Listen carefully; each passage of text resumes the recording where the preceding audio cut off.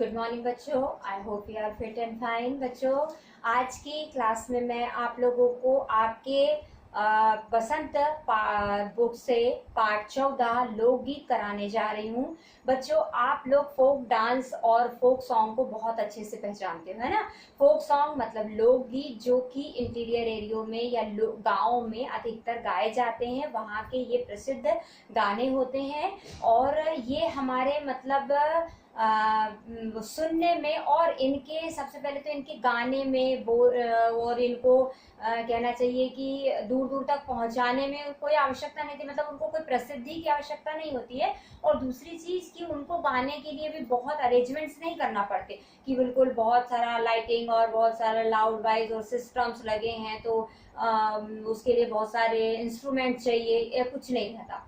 सीधी simple में कभी कभी तो बिना इंस्ट्रूमेंट के ही लोग इनको गाने लगते हैं, और जो घर में अवेलेबल चीजें होती कभी कभी उनके माध्यम से ही इन गीतों को गाया जाता है। तो हम देखें कि लोकगीत की चर्चा कैसे इसमें की गई है, क्या समझाया गया है लोकगीतों को। और दूसरी चीज ये कि हम भी जो पुराने अभी कुछ थोड़ा सा क्या हुआ था बीच में कि जब ये गाने बिल्कुल न्यू, जब आपका इंडस्ट्रीज आई, फिल्म इंडस्ट्रीज आई, तो ये गाने बिल्कुल दब गए, है ना। इनको कोई पहचान नहीं मिली। लेकिन अभी अभी थोड़ा सा ये गानों को गाने वाले जो लोग हैं वो सामने आ रहे हैं, तो इनकी जो मतलब प्रसिद्धि है वो धीरे धीरे क्या हो रही है, बढ़ती जा रही है। ठीक है, तो मैं इस लेसन के माध्यम से आप लोगों को इसके बारे में और समझाती हूँ। ओके, आप भी साथ में रीडिंग लगाते चलेंगे। लोकगीत अपनी लोच, ताजगी और लोकप्रियता में शास्त्रीय संगीत से भिन्न है। लोकगीत सीधे जनता के संगीत हैं, मतलब उनको कोई लय ताल और इसका कोई फर्क नहीं पड़ता है। वो जनता के गांव लोगों के गीत होते हैं, घर गांव और नगर की जनता के गीत हैं ये। इनके लिए साधना की जरूरत नहीं होती, बहुत रियाज की आवश्यकता नहीं होती, धीरे धीरे गाते गाते गाते गाते अपने आप आने लगते हैं। त्योहारों और विशेष अवसरों पर ये गाने गाए जाते हैं। सदा से ये गाए जाते रहे हैं और इनके रचने वाले भी अधिकतर गांव के ही लोग हैं। स्त्रियों ने भी इनकी रचना में विशेष भाग लिया है। ये गीत बाजों की मदद से बिना ही या साधारण ढोलक, झांझ, करताल, बांसुरी आदि की मदद से गाए जाते हैं। मैंने जैसे आपको बताया कि एक गांव के लोग ही लिखते हैं, इनको अपने आप बना लेते हैं वो, और उसके लिए बहुत बुक और इसकी आवश्यकता नहीं होती कि उसके लिए लिखना पड़ रहा है, उनको साथ संगीत चाहिए, ऐसा कुछ नहीं है ना।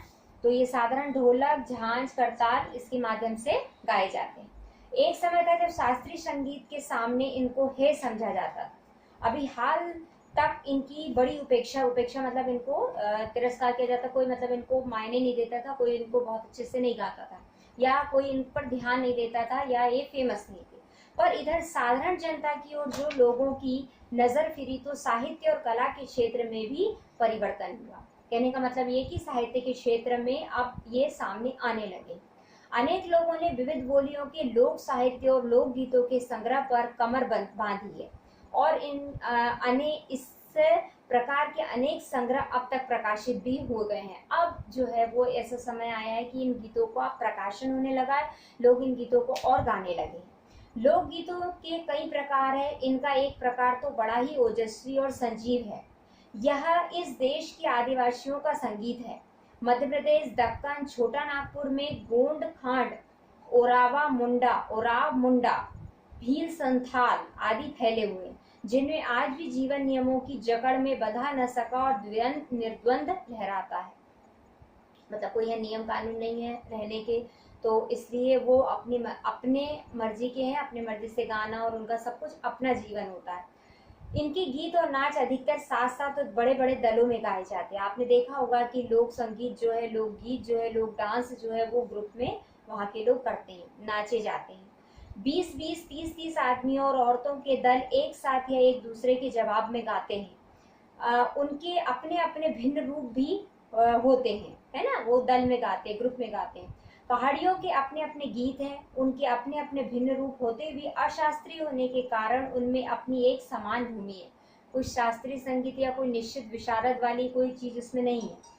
गढ़वाल, किन्नौर, कांगड़ा आदि के अपने अपने गीत, उन्हें गाने की अपनी अपनी विधियां यानी तरीके, कैसे किस तरीके से किस ओकेशन पे ये गाए जाते हैं। उनका उनका नाम ही पहाड़ी पड़ गया है, मतलब वो गाने पहाड़ी गाने कहलाते हैं।